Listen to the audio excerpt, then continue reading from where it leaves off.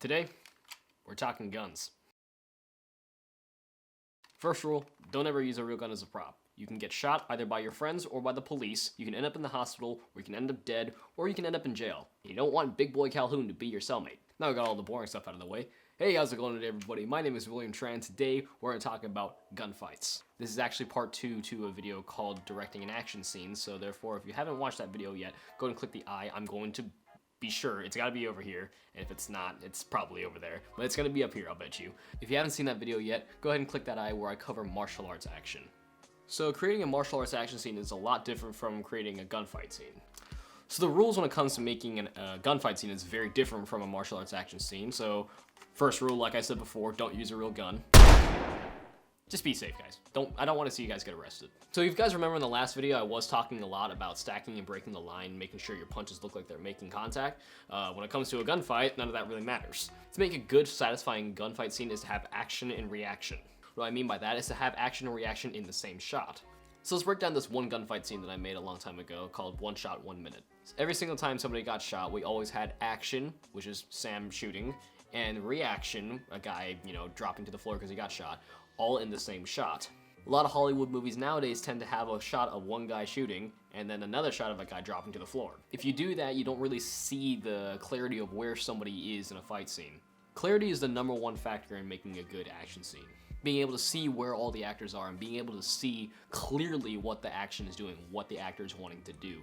That's what makes a fight scene look phenomenal.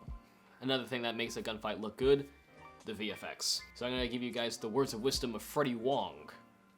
The rules of a muzzle flash. I'm actually going to teach you guys in Adobe After Effects how to make a good looking gunshot. Second of all, I'm going to teach you guys how to act correctly when you're using a fake gun. So in the words of Freddie Wong, a lot of the gunfights on YouTube have muzzle flashes that look something like this. Couple of problems. 1, the flare is too small. 2, there's no environmental interaction, there's no smoke. And 3, the recoil looks ridiculous. A proper muzzle flash should look something like this.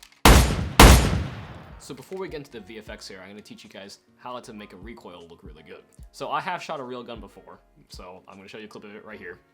Warning, real gun coming in.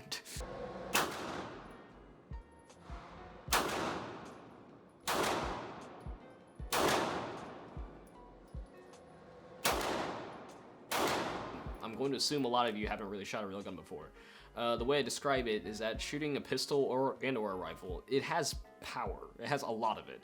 It jerks your body. Like it makes your body like sink in a little bit because of the force in it.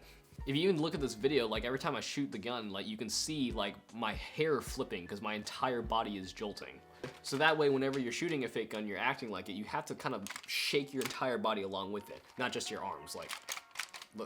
Looks lame. Another way to replicate this is have your friend tap the end of the gun just so you can kind of feel like that kind of jolt in your body. Now that we got the acting aspect out of the way, let's go to the tutorial. Alright, so right now I'm going to be teaching you guys how to make a muzzle flash in Adobe After Effects. This time I'm not going to blow out your eardrums with my mic. I actually made sure that my mic levels were doing good. First thing you want to do is you're going to do a quick Google search for muzzle flash. And look for muzzle flash that's going to be on black because black's probably the easiest thing to key out aside from white. So we're going to put that on the top and just right over, and then we're going to set the blending mode to screen or add. In this case I'm going to say add just so I can have a little bit of a glow.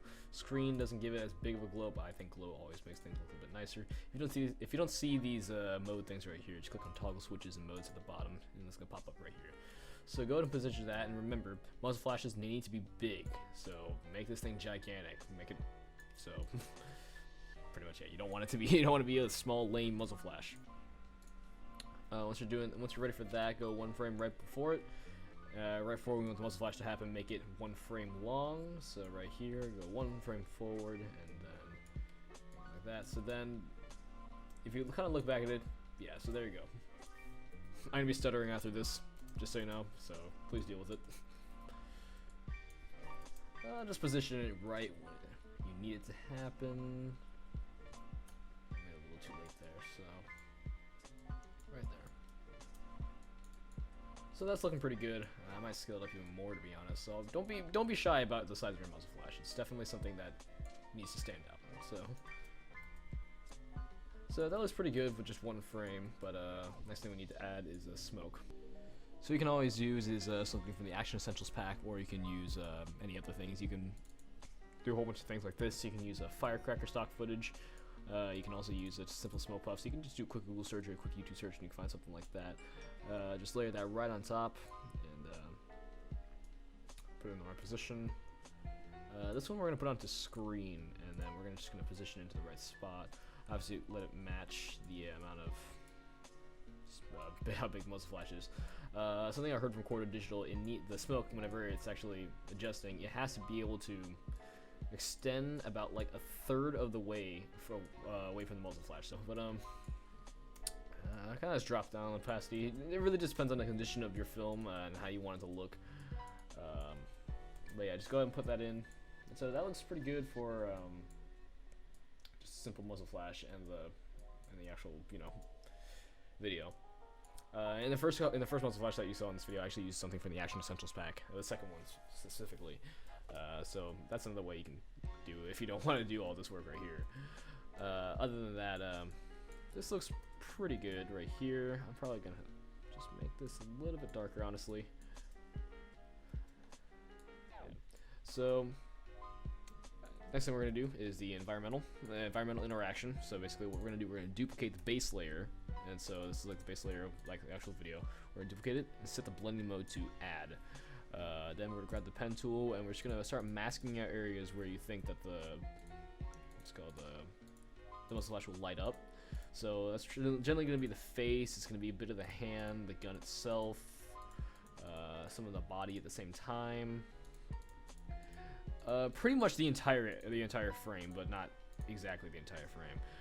We're gonna use an ellipse tool for the wall behind it, something really big like this. Just gonna click this, kind of move it around. Make another one way back here. Let's see, there's something right here.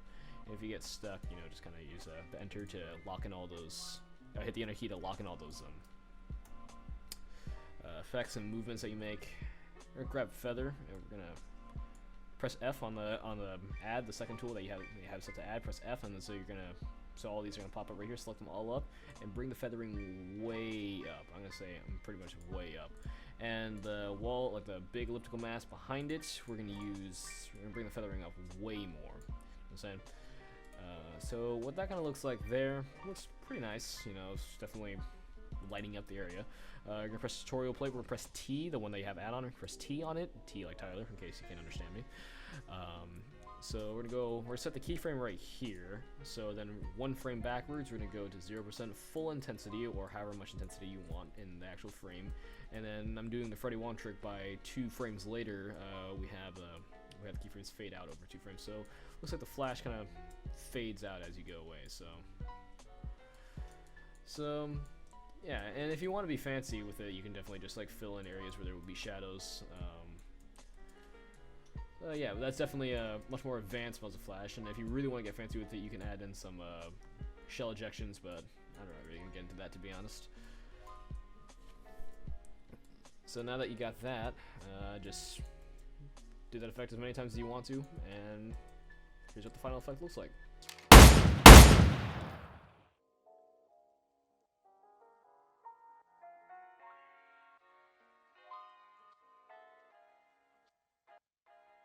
So I hope you guys enjoyed this video, and I also hope you guys learned something today when it comes to action and directing an action scene. Newer videos are going to be coming out every single Saturday. That's going to be crazy, right? So therefore you got something to look forward to. I'm going to try to stick to that schedule as much as I possibly can when it comes to these videos. So there are going to be lulls because, I have to make short films.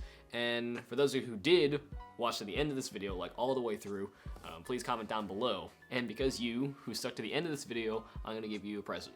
You get to see just a little bit more of the fight scene that I put out not too long ago, before it's even edited. So before I do that, please remember to like, comment, subscribe if you haven't already. Click the bell notification so that you can know when those videos are coming out, even though I told you all videos are coming out every Saturday. And comment down below, what's the next thing you guys want to learn? I really want to see your questions, and then I can probably cover them in the next video. Remember everybody, your film is only just as good as the fun that you had creating it. My name is William Tran, thanks for watching, and enjoy the next minute of our next fight action scene, whatever you guys want to call it. Enjoy, everyone. Well, anyway. So about that copy.